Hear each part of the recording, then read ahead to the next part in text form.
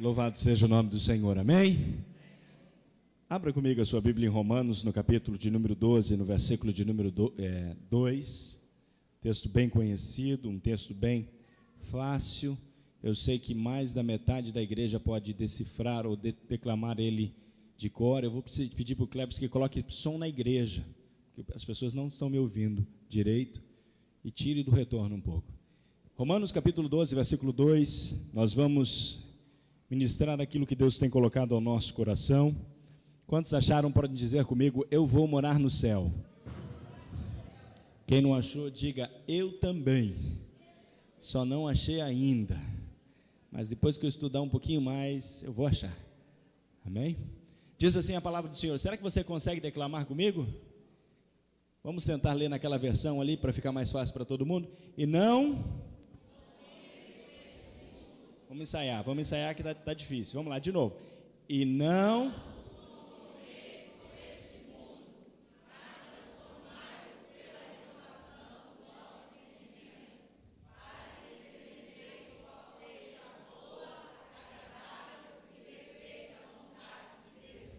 Amém?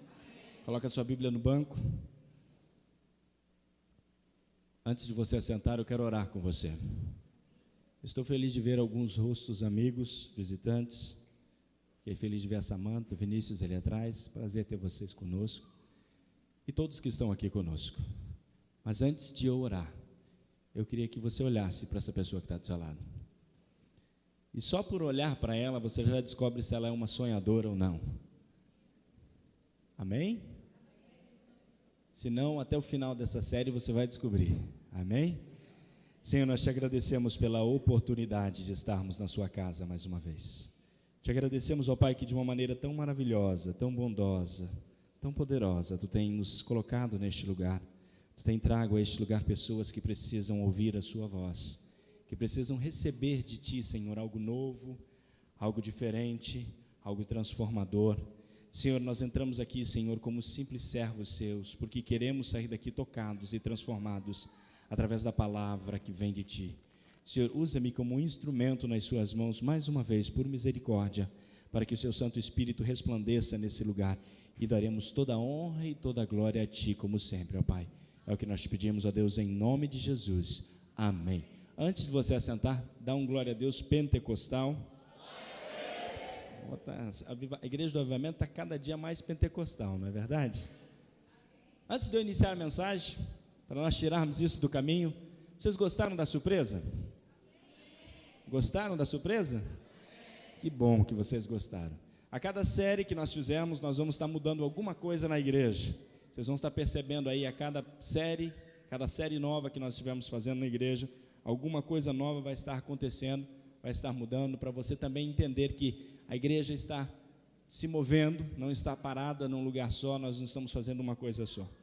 Eu confesso aos irmãos que tinha vários outros temas que o Senhor tinha colocado ao meu coração, que eu já venho há muito tempo estudando e falando, e confesso que esse tema, especificamente sonhos, não era o que eu queria para agora, mas depois de conversar por semanas com alguns irmãos, algumas pessoas da igreja, eu comecei a perceber a necessidade de ministrar e falar sobre algumas coisas específicas relacionadas à sua vida, e tanto a sua vida espiritual, quanto a sua vida sentimental, também quanto a sua vida financeira, e tudo isso faz parte de um pacote que está dentro de você e que Deus colocou dentro de você. Todas as áreas da sua vida e tudo aquilo que você pode imaginar dentro de você, ele está relacionado com uma coisa tão simples que Deus colocou em você e que só você, de toda a criação humana, de toda a criação do universo, tem essa possibilidade. É a possibilidade de sonhar. A Bíblia diz em Provérbios, no capítulo 23, no versículo 7, porque como imaginou no seu coração o homem, assim ele é. Como imaginou no seu coração, assim ele é. E talvez você diga assim: pastor, mas essa aí talvez seja um tema de uma ministração para uma autoajuda, alguma coisa, você vai fazer isso? Não, eu não vou fazer autoajuda, eu vou pregar a palavra de Deus. E dentro da palavra de Deus tem mais autoajuda do que você possa imaginar para a sua vida espiritual, para a sua vida sentimental e para a sua vida financeira. E aí talvez você pergunta para mim e diz assim: pastor, por que é importante nós aprendermos sobre sonhos? Por que é importante você ministrar esses dias sobre isso? E eu respondo para você: porque nós, eu e você, fomos ensinados a pensar de uma determinada maneira no que se refere aos sonhos. E esses ensinamentos se transformaram em condicionamento na nossa mente, no nosso coração, nas nossas intenções. E aí talvez você vire para mim e fale assim: pastor, eu nunca aprendi sobre sonhos. Eu nunca sentei para estudar ou aprender sobre sonhos. E eu respondo para você: aprendeu sim. E isso aconteceu durante toda a sua vida. Você talvez pergunte: mas como isso aconteceu? Eu vou te dar algumas maneiras que isso pode ter acontecido. A primeira maneira que você pode ter aprendido sobre sonho foi através do que você ouvia e do que você via. É engraçado nós pararmos para analisar isso, mas é tão dentro de nós a questão do sonho que você, quando é criança, alguém olha para você e diz: nossa, que sonhador, esse menino sonha demais. E aí tem aquelas pessoas que vão além, e talvez isso pode ter acontecido com você, de alguém chegar para você e de falar assim: olha, deixa de sonhar, menino, deixa de sonhar, menina. Você acha que o Brad Pitt vai te dar atenção? Você acha que você vai conseguir chegar ali, fazer aquilo outro? Este sonho seu é impossível. Tem uma outra frase que é tradicional, que diz assim: ó, sonhar demais faz mal. Quem já ouviu essa frase? Sonhar demais faz mal. Sonhar demais faz mal. E é importante você entender que isso é errado. Há um clássico dentro da minha denominação, da denominação que eu venho, que é o clássico, que é o seguinte: olha, você, como cristão, não precisa sonhar. Sabe por quê? Porque Jesus está voltando. E por que eu posso dizer que é um clássico errado? Porque o próprio Jesus deixou algumas coisas para a gente imaginar. E se ele deixou algumas coisas para a gente imaginar, ele deixou algumas coisas para a gente sonhar. Quer ver? Vou te apontar biblicamente. Jesus disse assim: ó, vou na casa do meu pai preparar o quê? Moradas. E aí tem pregador que se empolga: não, mansões, uma residência hollywoodiana lá em cima. Está errado? Não. Por quê? Porque se a Bíblia diz que a rua é de ouro, e as portas são de pedras preciosas, qual é o problema de nós sonharmos com o céu? Qual é o problema de nós sonharmos com coisas grandes? Qual é o problema de nós vivermos isso aqui na terra? Desde que isso não passe a ser um egoísmo barato, um egoísmo simplório daquilo que Deus tem para a minha vida, daquilo que Deus tem para a sua vida. A segunda maneira que nós aprendemos, ou que nós aprendemos sobre sonho, e muitas vezes de maneira errada, é que foi através de exemplos. Você aprendeu de maneira errada com o seu pai, talvez, com a sua mãe, talvez, com o seu parente, talvez, com alguém que te dizia essas frases, e você se acostuma a viver daquele jeito: eu nasci pobre, vou viver pobre, vou morrer pobre, eu nasci para ser um perdedor, eu vou viver perdedor, eu vou morrer perdedor. Eu repito tudo aquilo que meus pais fizeram. Eu tenho uma história que é legal. O rapaz chega em casa perto do Natal, e a mulher está cozinhando e fazendo um Chester do Natal. E aí, ele chega perto dela para ela fazer, e ela pega uma tesoura e ela corta as pontas do Chester. Todas as pontas. Não deixa nenhuma ponta, fica redondinho o Chester. Não tem as asas, corta tudo, deixa redondinho. E ele fica intrigado e pergunta: por que é que você faz isso? Por que é que você corta as pontas do Chester, minha esposa?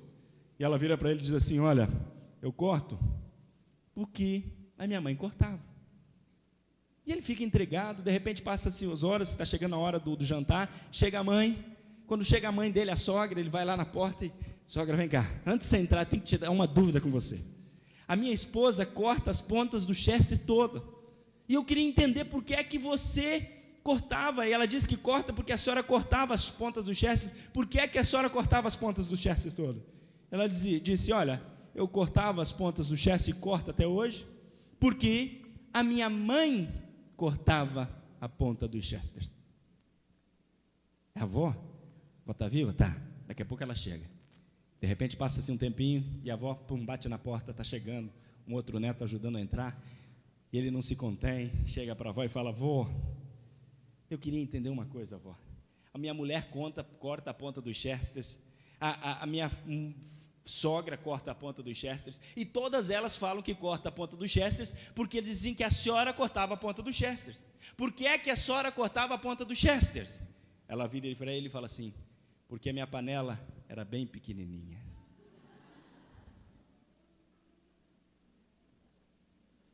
Já parou para pensar que você faz coisas que seu pai fazia, que a sua mãe fazia, e que você não sabe por que você faz?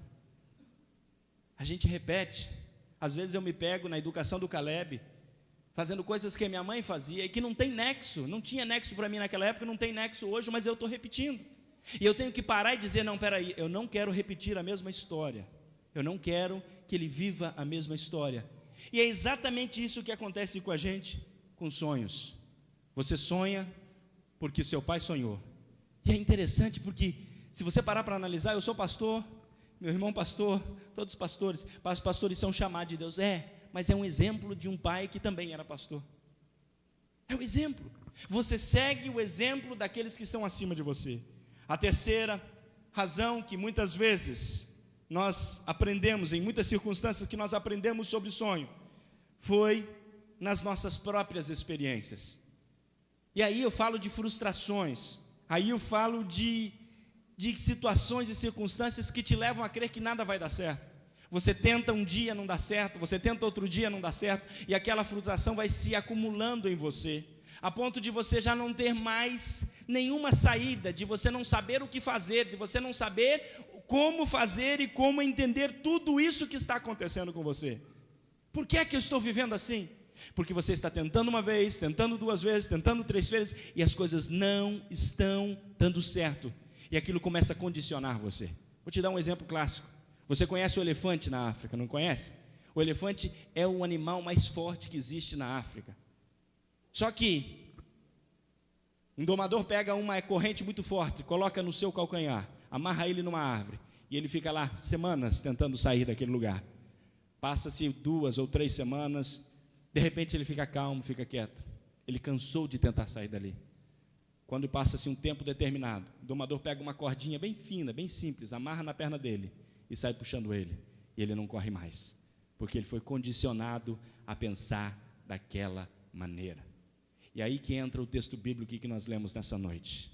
A Bíblia diz o seguinte: e não vos conformeis com este mundo.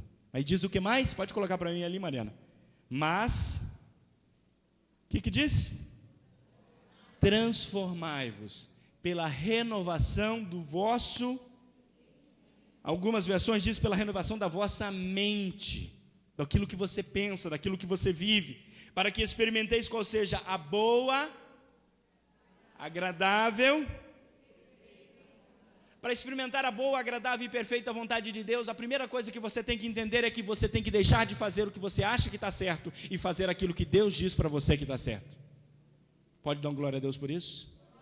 A segunda coisa que você precisa entender é que Deus não está bravo com você de maneira nenhuma. Ele quer que você mude a sua mente, muitas vezes sim, que você se adapte, que você não se conforme com o mundo aí fora, com as coisas que acontecem aí fora, para que algo novo e algo grande aconteça na sua vida.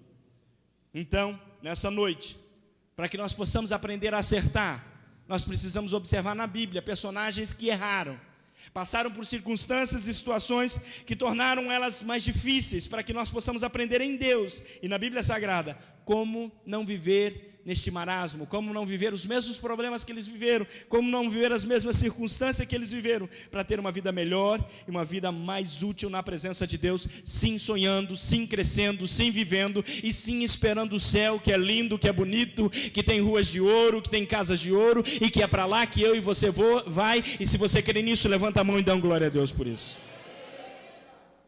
Mas para isso, pastor Niro, nós precisamos deixar o comodismo espiritual. E o comodismo espiritual tem invadido as igrejas.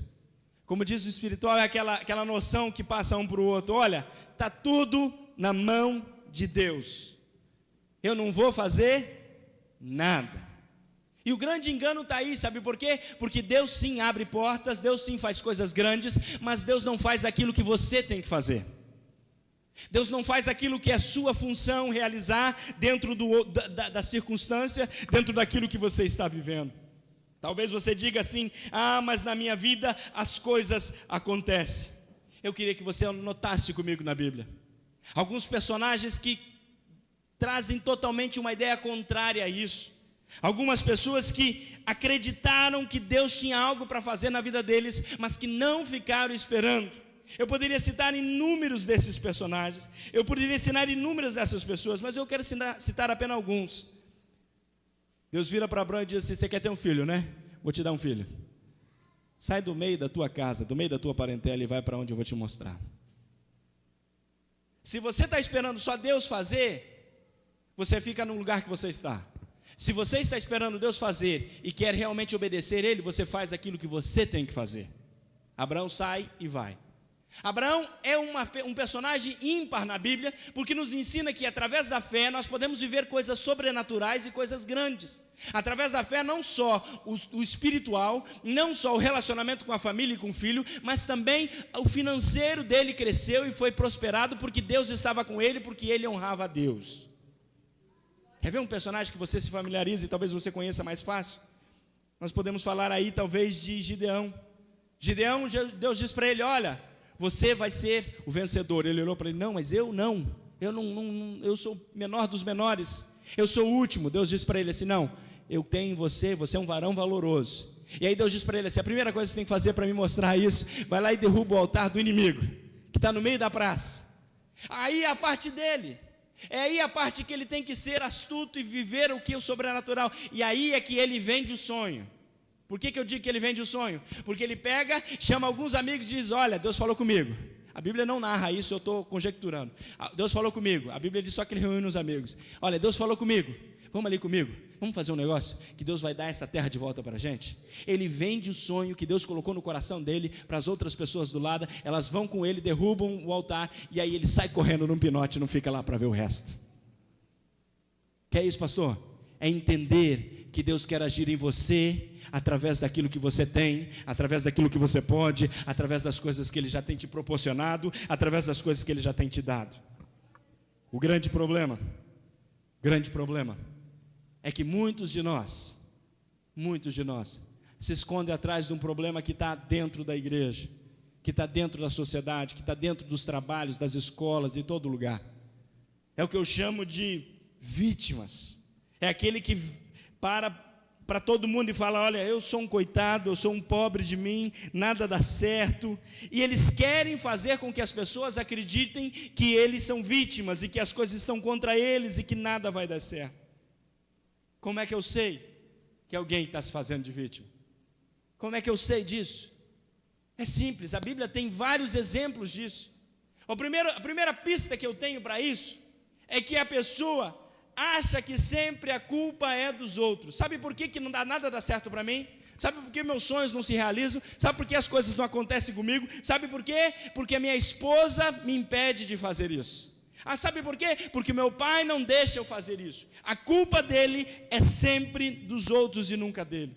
Eu costumo chamar que isso é a síndrome de Adão. Na Bíblia nós temos um personagem central para isso. A Bíblia diz que Deus formou o Éden, pôs lá Adão e Eva, colocou para cuidar. A serpente vem, engana Eva, Eva vem, dá comida para Adão. A maçã para Adão não é maçã, é uma fruta. Ele come a fruta, e aí quando Deus aparece, ele se esconde. E quando ele se esconde, Deus vem e diz: onde que você está? E quando Deus pergunta por que é que você se escondeu, a primeira coisa que Adão disse foi o quê? A mulher que tu me destes. É isso que ele disse: a mulher que tu me destes fez eu comer, fez eu pecar. Por que é síndrome de Adão?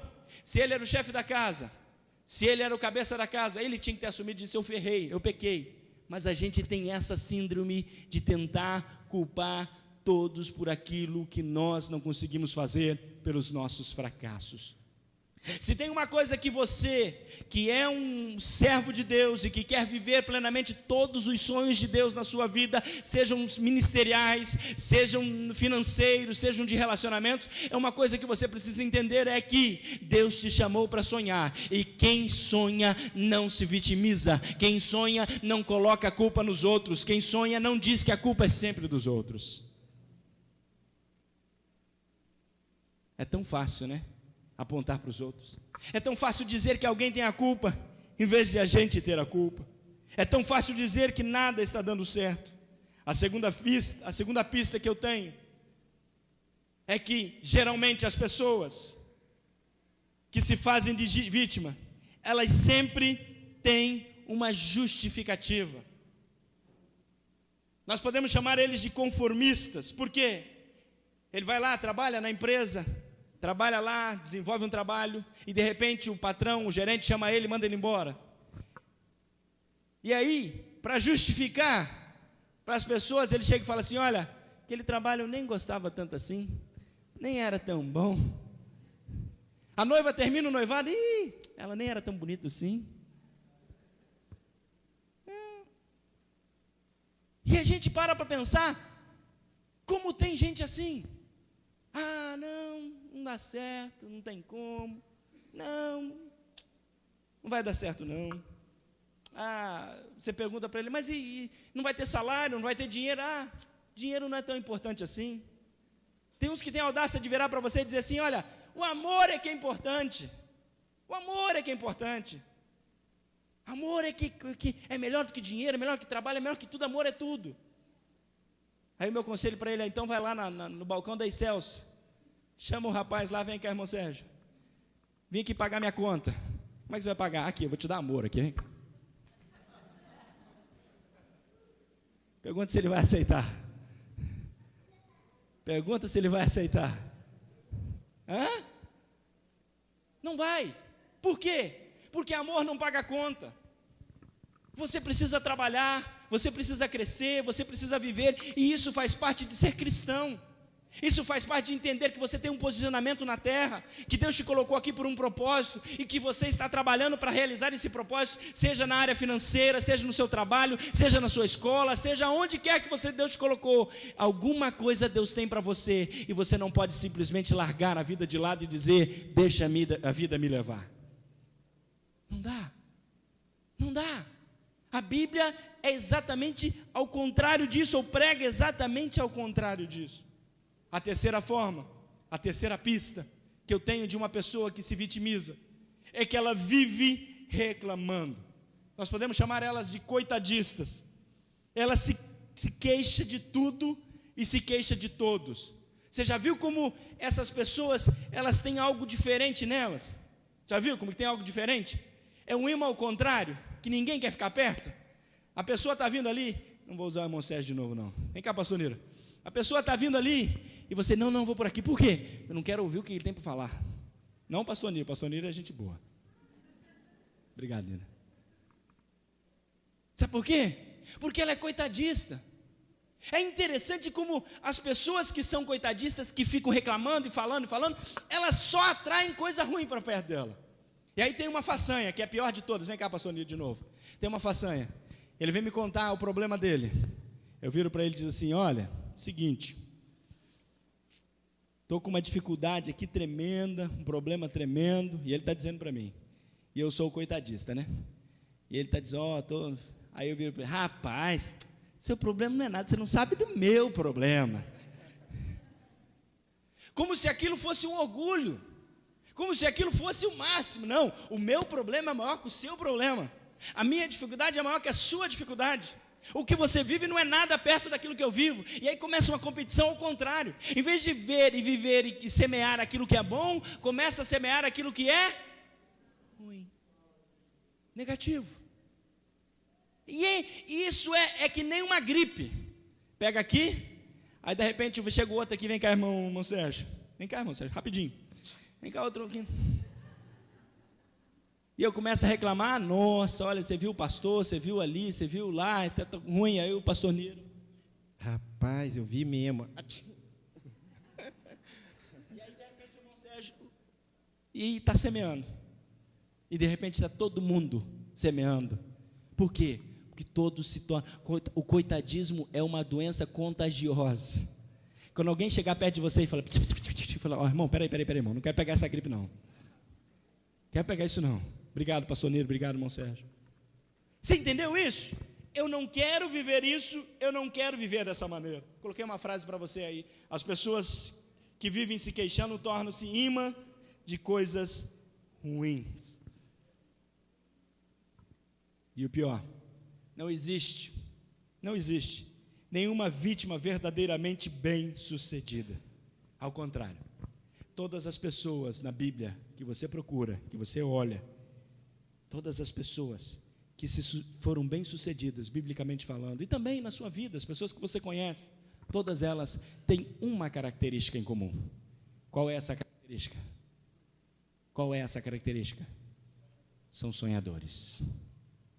Eu poderia citar inúmeros exemplos, inúmeras pessoas, e talvez você vira para mim e fala assim, pastor, mas a Bíblia não diz isso, a Bíblia não fala isso. Pode tirar esse versículo, Mariana. A Bíblia não fala sobre isso, sobre a questão do que eu quero, e fala assim. A Bíblia diz em Jeremias, abra na sua Bíblia, porque eu esqueci de colocar ali atrás. Jeremias capítulo 29, versículo 11. Jeremias capítulo 29, versículo 11. Olha o que a Bíblia diz sobre isso. Porque bem sei eu os pensamentos que penso de vós, diz o Senhor, pensamentos de paz e não de mal, para vos dar o fim que esperais. Versículo seguinte, então me invocarei e ireis e orarei a mim, e eu vos ouvirei, e buscar-me-eis e me achareis, quando me buscardes de todo o vosso coração. O primeiro segredo para você viver o que Deus tem para a sua vida é entender que você precisa sonhar e que você precisa apresentar a Deus aquilo que você tem sonhado. Vou ler para você de novo, olha para mim. Vou ler só a parte que interessa para você. Porque eu bem sei os pensamentos que penso de vós, diz o Senhor, pensamentos de paz e não de mal. Presta atenção aqui. Para vos dar o fim que esperais. Só espera alguma coisa quem sonha. Só almeja alguma coisa quem traça planos e objetivos e metas e vive isso. E eu tenho uma frase para você que eu queria que você, acho que não colocou aí, que diz assim, olha, sonhos conduzem a sentimentos, sentimentos conduzem a ações e ações conduzem a resultados. Sonhos conduzem a sentimentos, você começa a sentir aquilo, a viver aquilo. Aquele sentimento conduz a ações, você vai fazer aquilo. E quando você fizer aquilo que você colocou no seu coração, vai dar resultado. É interessante que a Bíblia diz que Deus quer dar para você o futuro que você espera. Mas para isso você precisa entender, primeiro segredo, apresentar diante dele tudo aquilo que ele colocou no seu coração. Pastor, como assim? Mas se foi ele que colocou no coração? Porque muitas vezes, muito do que a gente sonha, pode ser uma coisa banal, pode ser uma simples sonho. Eu já falei aqui antes uma vez, eu quando era jovem, adolescente, eu tinha 3 sonhos. Alguns irmãos da velha guarda aqui conhecem, sabe? Eu sonhava em ir para os Estados Unidos, casar com uma loira e comprar uma Ferrari. Vocês riram, né? Ir para os Estados Unidos eu fui, morei 9 anos lá, casei com uma loira bonita, graças a Deus, obrigado. Mas a Ferrari eu nunca comprei. Sabe por quê? Porque existem sonhos que são sonhos de Deus para a sua vida, sonhos que você pode sim usufruir deles, existem sonhos que você passa além daquilo que Deus quer dar para você. Mas, para entender isso, durante várias mensagens, ou vários tópicos dessa série, nós vamos usar um personagem que é talvez o maior sonhador e que traz para nós lições poderosas sobre sonhar, que se chama José. Vira para a pessoa que está do seu lado e diga assim, José é o sonhador maior da Bíblia. E eu queria que você entendesse isso. José está em Gênesis, no capítulo 37, a partir do versículo 5, anota esse texto se você quiser. Mas é uma história que todos aqui conhecem, as crianças conhecem. José é filho de Jacó, na instância em que ele está nessa adolescência, ele ainda é o filho, o último filho, não tinha nascido Benjamim ainda, e de repente o pai toma por ele um carinho especial, de repente o pai toma por ele algo singelo, algo grande. Deus faz para ele, e o pai dele, Jacó, faz para ele algo que para nós é importante para esta mensagem nessa noite. O pai dele pega e faz uma capa para ele de multicores e diz: olha, eu amo você, eu tenho um carinho por você, eu coloco sobre você essa capa. Talvez eu não vou entrar aqui nos detalhes de se está certo ou errado na criação do filho, eu vou entrar aqui num detalhe que é importante. Sabe o que é importante? José sai dali, e a Bíblia diz que José começa o quê? A sonhar. Ninguém respondeu, mas tudo bem, sonhar. Por quê? Por que José passa a sonhar depois daquele episódio? Porque José tinha uma coisa dentro dele que você precisa ter. José entendia que o pai dele amava ele e que ele era especial para o pai dele. Ele era alguém especial dentro de toda a circunstância, no meio daqueles 10 outros irmãos que ele tinha e mais uma irmã. Ele era especial porque o pai dele gostava dele e colocou sobre ele algo para marcar e dizer que ele era especial. Eu venho como profeta de Deus nessa noite dizer para você que você tem a capacidade de sonhar, porque Deus olhou para você e viu em você alguém especial, a ponto de pôr em você algo especial que não é uma capa, não é uma túnica, mas é algo muito maior que se chama Espírito Santo de Deus, que mora dentro de você. E nós só podemos entender isso e compreender isso quando nós aceitamos Jesus. E quando nós passamos a viver com o Espírito Santo aqui dentro. Porque quando você aceita Jesus, o Espírito Santo começa a fazer morada aí dentro. E a partir daquele momento, ele começa como um sinal verde ou vermelho dentro de você, dizer: faz isso, não faz isso, vive isso, não vive aquilo. E aquilo te dá ambiente, proporciona para você circunstâncias para que você possa sonhar. Se você está aqui nessa noite e você não conhece Jesus, e talvez você não tenha sonhos, e você tenha morrido os seus sonhos, e talvez alguma coisa aconteceu com você, deixa eu te dizer uma coisa: aceite Jesus no seu coração, que a sua história pode mudar, a partir do momento que você aceitar Ele. Pastor, porque é uma mágica? Não, porque o Espírito Santo de Deus vai fazer morada dentro de você, e Ele, ao fazer morada, vai começar a te orientar, e vai dizer para você, vai sussurrar no seu ouvido: você é especial para mim, você é importante para mim, eu amo você, eu estou com você, eu cuido de você, eu guio você, eu oriento você. E se você é essa pessoa, levanta a mão e dá um glória a Deus, porque Ele está aqui.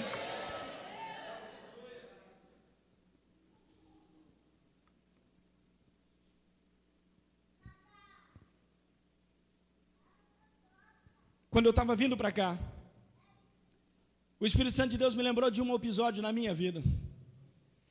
Eu sempre fui muito sonhador. E eu era daqueles que a mãe dizia: esse sonho aí está muito para você.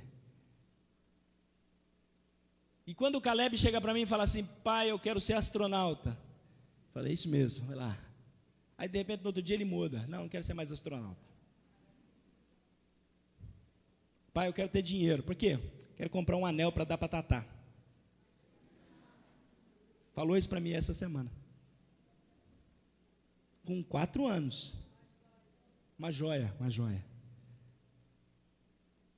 E o que é isso? Está sonhando, estou dando liberdade para ele sonhar, vai sonhando. Depois você se conversa com o Éder lá, mas... E ele é grande.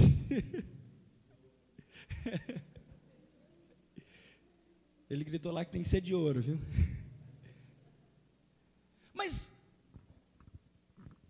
qual é essa diferença? Sabe qual é essa diferença? É que ele está num ambiente que eu deixo ele sonhar. E eu queria que você entendesse: você está num ambiente que é permitido a você sonhar. 3, glória a Deus. 4, não conversa. Cutuca essa pessoa, não gosto de fazer isso, mas cutuca essa pessoa do seu lado e fala assim: olha, você pode sonhar. Aqui, ó, ninguém vai querer roubar o seu sonho. Fala. Aqui, ó, todo mundo vai torcer por você quando você começar a sonhar. Aqui, ó, você é favorito de Deus. Diga isso: você é favorito de Deus. E só quando nós entendemos isso, só quando nós cremos nisso, é que nós começamos a viver coisas novas.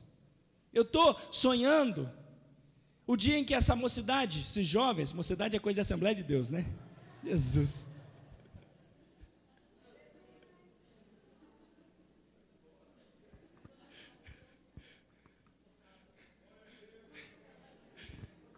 Desculpa, irmãos. Esses jovens vão na hora do louvor sair do lugar e vir aqui para frente, pular e dançar. Pastor, eu vou escandalizar. Não, eu não, sabe por quê?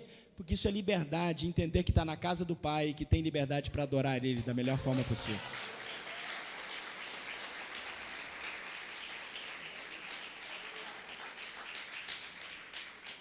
A gente vai chegar lá. Você crê? Mas essa liberdade só vem com um relacionamento. É ou não é? Só vem com um relacionamento. E é importante você entender isso. Deus Pai quer se relacionar com você. Ele quer que você entenda que não só você tem o favor dele, mas ele quer se relacionar com você. Ele quer que você chegue perto dele. Ele quer que você mostre para ele a capa. Ele quer que você mostre para ele aquilo que está dentro de você de melhor. Ele quer que você diga para ele: olha, pai, este é o meu sonho. E é interessante que José tem o primeiro sonho dele. Ele vai para o pai dele, ele conta para os irmãos e de repente vai para o pai. E a Bíblia diz que o pai ficou no seu coração pensando o que era aquilo. O pai começou a sonhar junto com ele. Até o momento que ele sonhou que tinha o sol e a estrela, ele falou: peraí, alguma coisa está errada aí. Mas ele deu espaço para ele sonhar. Eu não sei quantos pais nós temos aqui, mas eu queria te dar um conselho como pai. Deixe seu filho sonhar, deixe ele viver, deixe ele experimentar aquilo que Deus tem de melhor para a vida dele, e Deus vai começar a colocar sonhos. Ore por ele. Sabe o que eu faço com o Caleb? Eu coloco a mão na cabeça dele e digo: Senhor, quando ele está dormindo, Senhor, coloca sonhos, não deixe ele ter pesadelos, coloca sonhos bons. Senhor, deixa ele viver a coisa que tem de melhor em ti. É isso que Deus tem para você. Ah, pastor, mas eu não tenho filhos, eu só tenho esposo ou esposo. Deixa ele dormir, começar a roncar. Você põe a mão na cabeça dele e diz: Senhor, primeiro tira esse ronco, e depois, Senhor, dá sonho na cabeça dele, Senhor. Você gostou, né? Por que, pastor, que você está falando isso? Porque nós só vamos viver o melhor que Deus tem para nós quando nós aprendermos a viver o que Deus tem para nós. E aí mora uma coisa importante. Para você sonhar, você precisa ter uma frase gravada dentro de você. Diga assim comigo: eu acredito em mim. Como assim, pastor? Você precisa passar a acreditar em você. Você precisa passar a crer em você. Creia que você foi chamado para algo grande. Creia que há algo especial aí dentro de você. E outra, você é o seu maior investimento. As pessoas ficam pensando: não, mas o que eu vou investir? Eu vou investir na bolsa, eu vou investir nisso. Não. Você é o seu maior investimento. Seja de estudo, seja de dedicação, seja do que for. Ah, se você quer ser um escritor, a Bove está ali, pode ir lá falar comigo, nós escrevemos seu livro. Mas seja isso que Deus colocou no seu coração. Começa a desenvolver, começa a fazer, começa a sonhar, começa a viver. Começa a participar com Deus daquilo que você tem dentro de você. E eu tenho certeza que Deus vai olhar lá de cima e dizer assim: olha, eu escolhi ele bem, eu escolhi ela bem, porque ele e ela estão desenvolvendo sim tudo aquilo que eu coloquei no coração dele, no coração dela, para viver e para sonhar. Você crê nisso? Talvez você vire para mim e diga assim: mas pastor, como é que eu vou sonhar se ninguém acredita em mim? Como é que eu vou sonhar se ninguém dá crédito para mim? Eu vou virar para você e dizer: ótimo! Por quê? Pastor, se ninguém acredita em mim é ótimo. Sabe por quê? Esta é a principal marca dos maiores vencedores da Bíblia Sagrada. Vou te mostrar. Quem era Davi? O que cuidava das ovelhas. Ninguém acreditava nele, nem o pai dele. Chama seus filhos que eu vou honrar, vou coroar um rei. Quem que ficou de fora?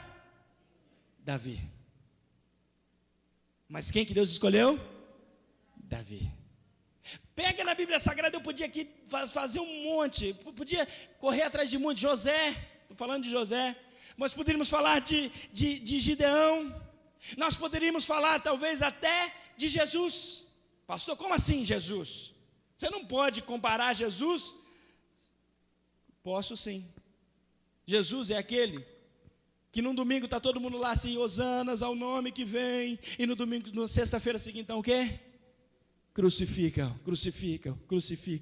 Aquele que era para vencer, para reinar, para dominar, para mudar a história, em uma semana mudou toda a história na cabeça das pessoas, e as pessoas já não acreditavam nele, e as pessoas correram dele, e ele foi para a cruz sozinho. Por quê? Porque ele acreditava nele mesmo, e ele sabia que tinha um propósito aqui, e o propósito era morrer por mim e por você, mesmo que ninguém acreditasse no que ele estava pregando, ele acreditava nele, para que eu e você pudéssemos ter vida, e vida com abundância.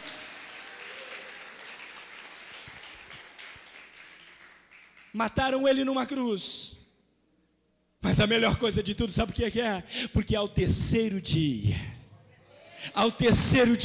ele ressuscitou e trouxe com ele a vida, a paz, a esperança e a oportunidade que você tem hoje de sonhar e crer que Deus tem coisas maiores para você. Você crê nisso? Eu queria que você se colocasse de pé nesse instante. Pastor, terminou essa mensagem? Não, essa mensagem vai longe. Mas essa mensagem só continua domingo que vem. Eu só comecei. Mas eu tenho algo que eu quero fazer com você nessa noite. Algo especial, algo diferente. Algo que você vai fazer, e eu quero que você faça com um propósito. Quero pedir para os diáconos rapidamente distribuir uma folha verde para todo mundo. Todo mundo que está aqui, pega uma folha dessa, pode começar a distribuir, diáconos. Eu quero que você escreva nessa folha, durante a semana, os seus sonhos. Não mostre para ninguém. Não, eu vou explicar domingo que vem por que você não mostra para ninguém. Não mostra para ninguém a sua folha. Se quiser, grampeia, sela. E nós, domingo que vem, vamos apresentar diante de Deus os nossos sonhos. Aquilo que a gente tem buscado, aquilo que a gente tem sonhado. Coloca nessa folha tudo aquilo que você tem pensado de melhor para a sua vida. Pastor, isso aqui é uma mandinga, é um negócio. Não, não é nada disso. Isso aqui é um propósito firmado diante de Deus, para que você entenda o que é sonhar por Deus e para Deus. Eu tenho um papel que eu fiz desse há mais de 10 anos atrás, e Deus realizou todos os sonhos que estavam lá, porque eu creio num Deus que realiza sonhos nas nossas vidas. Você crê nisso? Não guarda a folha, pega a folha na sua mão. Não guarda a folha, levanta a folha bem alto aí. Se durante essa mensagem, durante essa ministração, Deus falou ao seu coração alguma coisa, algo que você pensou e disse: olha, fulano devia estar aqui e devia ter ouvido essa palavra. Você vai chegar lá e vai dizer: olha, entra lá no site da igreja, a Igreja do Avivamento, ouve a palavra, e você vai comigo domingo que vem. Faz ele preencher uma folha com os sonhos dele e trazer aqui também, porque Deus vai mudar a história desta pessoa. Se você crê, diga amém. Levanta bem alto essa folha e diga assim: Deus. Todos pegaram? Alguém ficou sem folha? Lá atrás tem gente sem folha, hein? Lá atrás tem gente sem folha. Diga assim comigo: Deus, eu creio que acima de todas as coisas, Tu és Senhor absoluto sobre a minha vida. Tu me conheces mais do que ninguém. Tu conheces o meu potencial. Senhor, me dá a liberdade de sonhar, e eu vou colocar nessas folhas os meus sonhos, e eu vou apresentar diante de Ti os meus sonhos, crendo que Tu podes realizar cada um deles segundo o Seu poder que em mim opera. Se você crê, faça a sua oração agora, você e Deus. Faça a sua oração agora. Fale com Deus sobre os seus propósitos. Fale com Deus sobre os seus sonhos. Fale com Deus sobre aquilo que Deus colocou na sua vida, que de melhor ou maior. Fale com Deus.